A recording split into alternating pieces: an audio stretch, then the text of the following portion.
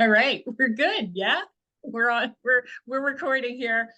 So, I thought we'd take this opportunity. Some of you, many of you tuning in may already know the incredible exploits this woman has done, but just in case, this inspiring woman completed the Triple Crown.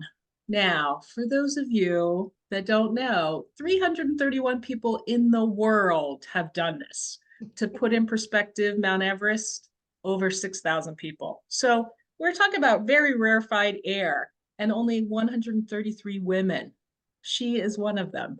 So it's pretty incredible. And so, yeah, I should say Triple Crown is swim around Manhattan.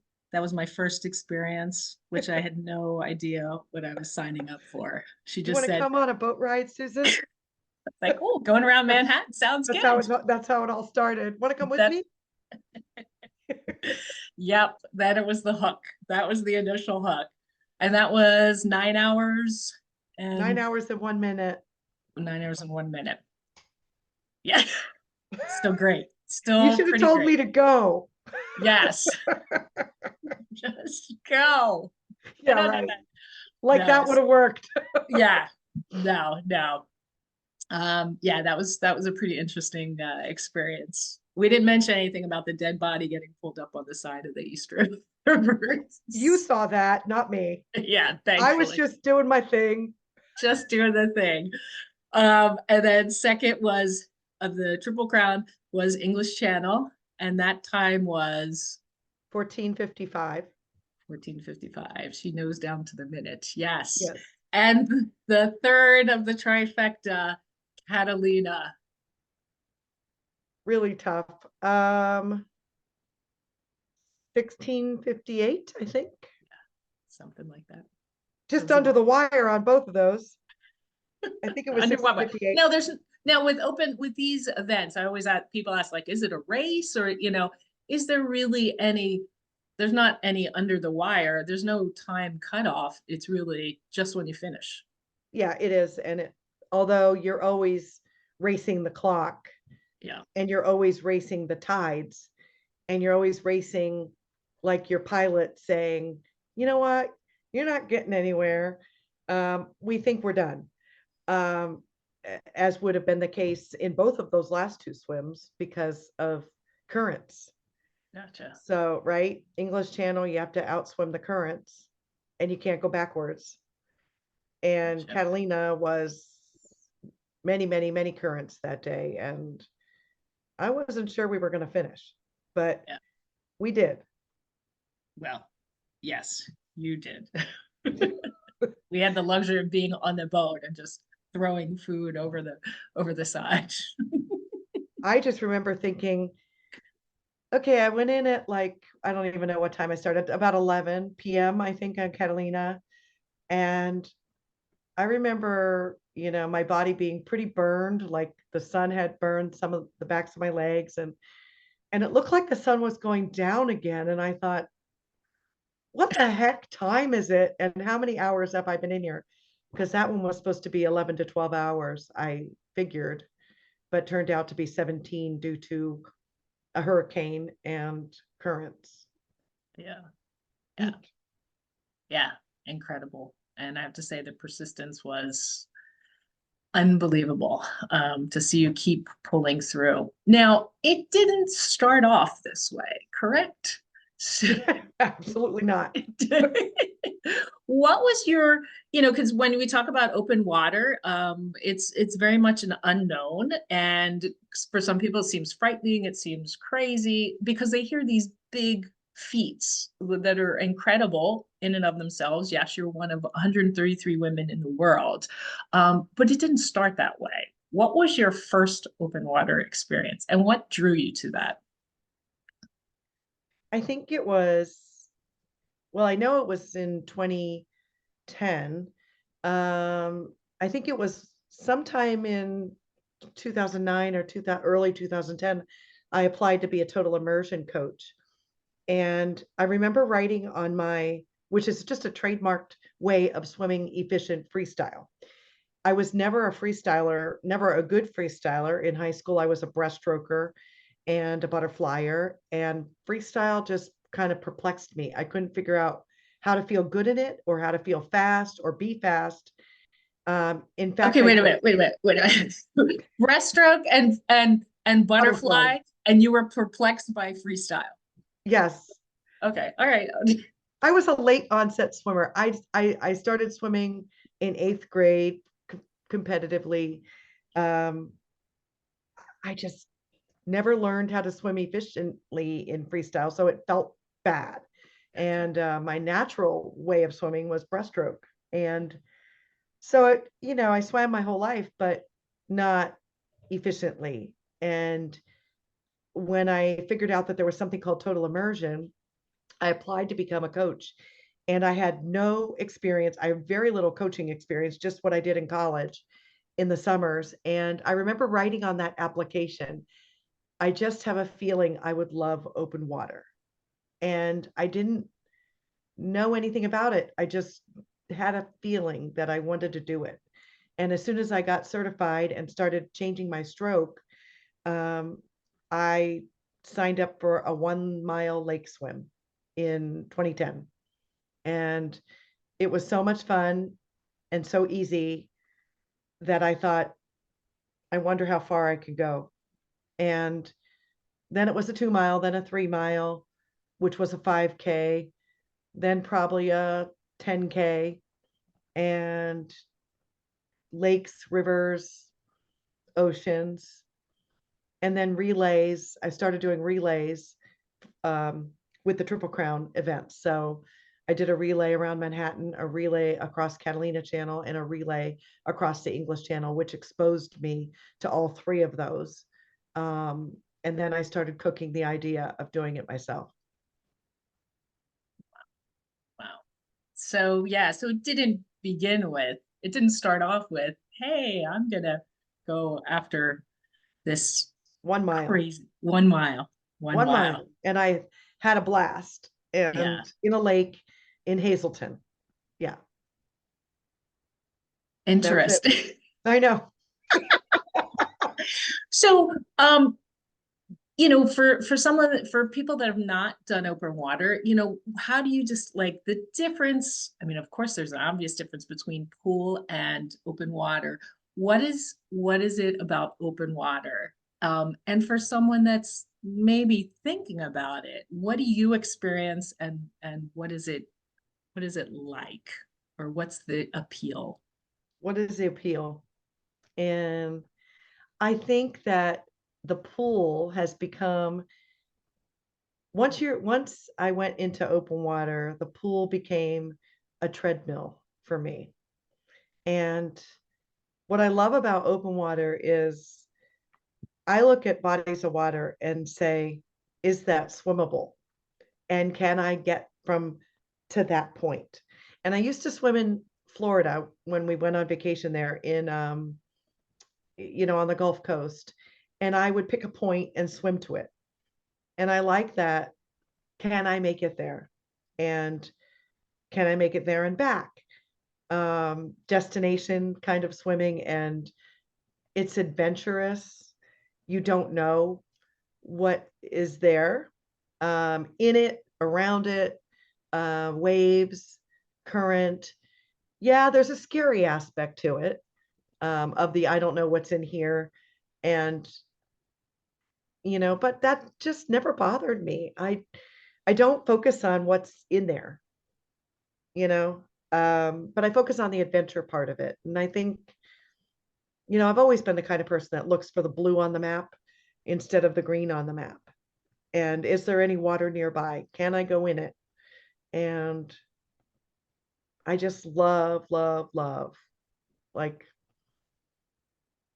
that openness, and that English channel and the vastness of it. And, you look forward, you look backwards, you see nothing. I love that.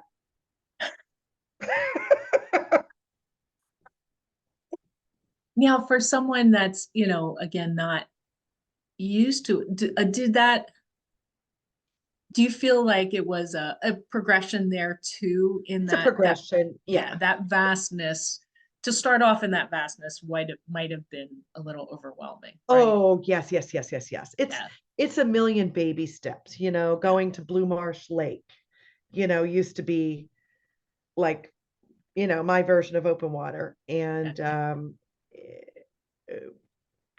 swimming in those little lakes at Pine Grove Furnace, that's like, those are like baby pools now, right? Like, yeah, so it's a progression, and little by little going into saltwater, and going into, like, I just would sign up for these swims that were in different places. A bridge to bridge swim in Atlantic City, a lake swim somewhere, um, an ocean here or an ocean there, swimming on vacation. It's all just a progression of doing it safely, never doing it alone. I usually, I'll swim along the coast in Florida alone with my buoy on. But really, trying to experiencing these different places, um, as safely as possible. And I remember the first time I was on England for my English Channel relay, and looking out over to France and trying to see France, and the ocean looked angry, and it was windy, and it was cold, and it was I think the end of July when we were there, beginning of August, and I had my dry robe on, and I'm like, what the heck am I thinking? I'm gonna get in and swim that thing. And we got in at the shore, we swam. Guess what? The English Channel is an ocean. It's just an ocean, yeah, and I've been in other oceans before. So, it was cold, and it was the channel, but you know, they're all oceans. So you just yeah, take baby steps. yeah, and different styles. And so for land people, for the land people, it's in a sense, it's our version of a different hike. Like Yes, whether yes. you're going on a towpath or going up a hike on Appalachian Trail, or you're bouldering versus, all of those things, that gives you a bit of a challenge and a bit of a thrill, and it can make you anxious, but it is overcoming those and taking, you don't start off climbing Everest. It's, yeah, No, you're, you just take yeah, the and next experience a different terrains. So in essence, the water same and the thing. ocean is different terrains. Same thing. Like, I started out in a lake. I started swimming the Hudson River events, and then an ocean here and there, or a back bay. Um, and then the relays gave me exposure to, the whole thing around Manhattan, the whole ocean from Catalina Island to the mainland, and the whole English Channel from England to France. I got to do that in the safety of a relay, Yeah, going in for an hour at a time. gotcha. Yeah. Sounds good. Yeah, because it's part of your dream to really get more folks out into the water with you. Obviously, as we prepare Susan for an English Channel relay this September, um, after having ridden the boat all the way over with me, um, we're Susan's going to do that. So, yes, I love sharing it with people, and I love um, inspiring people. I do the water thing, and this is what I do. You know, Everybody has their thing.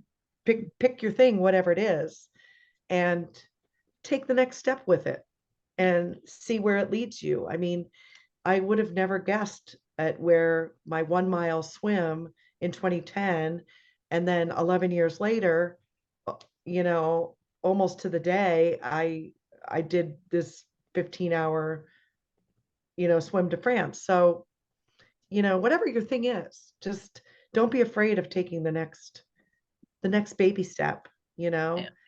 I was the girl that was afraid to walk into a Y exercise class years ago. I mean, I was afraid people would look at me funny and I don't know what I'm doing. Of course, it's land. I don't know what I'm doing on land. But I had to get a group of friends to go with me. And I said, let's, anybody want to go to the Y and do some of these classes? And sure enough, I walked in there and everybody was friendly and said, hey, hi, here's some stuff, here's a mat. It wasn't the Yeah. scary thing that I thought it was. Yeah. So, we decide for ourselves what we think is scary. Yeah. But wow, how exciting is it Yeah. to do what you're doing right now Yeah. when Yeah. you're swimming in that wherever you were at an event, the running event, and you were swimming in that water that you texted me about. Oh, Was gotcha. that a Up lake? in north. Yeah, it was a lake. It was a Yeah. lake. Yeah. Yeah, and you were out of your comfort zone. Yeah. Yeah. But it is a thrill to, yeah, swimming through the grass. Not a fan, but I did keep thinking of you though, and about the adventure part and Yes, just yes. really keeping that in the back of one's mind and like, okay, this is an adventure as opposed to like, ooh, grass, ooh, ugh. Yes. And just say, okay, this is an adventure. So yeah, if I were hiking, it would be an adventure. I'd be like, oh, let me climb these rocks or whatever. I mean, when you So get bit by bugs or on your yeah, hikes or whatever, yeah, yeah, it's just it's part of the adventure. yeah, And it is yeah, if you go into it with adventure, gratitude, how lucky am I yeah, that my body can do this? yeah. And I think that's an important thing that I know we're inching towards a bigger number. And I've been thinking a lot too that it's, I'm not wanting to resist aging, but I think we have the opportunity to redefine aging and what's possible and what's, Absolutely. we're just getting into our good prime. That's what I think. I totally agree with you. I mean, there's rarely a day that goes by that I don't think about inching toward that number. Yeah, But look at the life experiences that we have and what we yeah, know yeah, and how we can apply that yeah, to what we're doing now. yeah, We didn't have that years ago, and yeah, maybe that's what also helps us take on these things. Like, Susan, the non-swimmer, is has made herself a swimmer, and yeah, um, you know, your your first big event will be an English Channel relay, and that's crazy. Like at least I did a couple of 1 mile lake swims, before I went on mine. And she's done a few, you've done a few of your own swims, but we're I think no time like the present, right? Like, yeah, what are we waiting for? yeah, absolutely. No waiting. Yeah, If you want to do something, do it. yeah, If you don't. But if you do, do it. yeah, yeah. And And you're like you doing said, it it, smartly. yeah, We changed your stroke. You're getting experiences in all different kinds of water and distances. And, right, think about where you were a year or two ago with this right, and where you are now. right. You actually own a bathing suit. I know, an actual bathing suit. Actual bathing suit. And you I have a was using dry, little two-piece things just to none of fill these in. tankinis anymore. Bikini, little I know. shorts. was Now I use going I was going to eventually say I think we should get you a suit for the channel swim, but you went ahead and did it yourself. And I know it's a little crazy. I know, I know, I know. Goodbye, thank you. Yeah. So I guess one last question before we close off on this episode, but there's more to come because I have a lot more questions for you. And I think people also, An eye for you. wanted, oh no, no. Oh, Um, what do you think, in this idea of the safety of the pool and open water, what do you think is a big misconception for people, or maybe what stops some, we'll say women, From going into open from water. going into the open water. Yeah, I think it's good to have a healthy fear, a healthy respect for open Mhm. water. Yeah, I wouldn't say fear, I would say respect. yeah. Speaking from someone who has been tumbled by waves, had a couple of scary things that happen in oceans. We have to respect it. We have to do it safely. Mhm. Um, I see too many triathletes jumping into open water Mhm. without having experience of open water Mhm. and panicking, and having difficulty, and you know, bad things can happen. So I think I think we have to be careful not to make it into more than it is. But Mhm. I do think that open water will challenge um, your ability. In the pool, you can put your feet down. In the Right. pool, there's a lane line. In the pool, there's an end. Yeah. I think you really do have to be a competent, proficient Right. swimmer. And then Yeah. beyond that, you have the mental piece of it, which is you can't think about what's in there. Yeah. We share the water with what's in there. If Yeah. there's fish in there, if there's large fish in there, um, if there's snakes in there, God forbid, Mhm. we share these waters with them. I don't believe, I firmly believe that we take more risks every day on highways that we drive on and things like that than we do in open water. But I think it's an issue with a lot of people can't swim very well.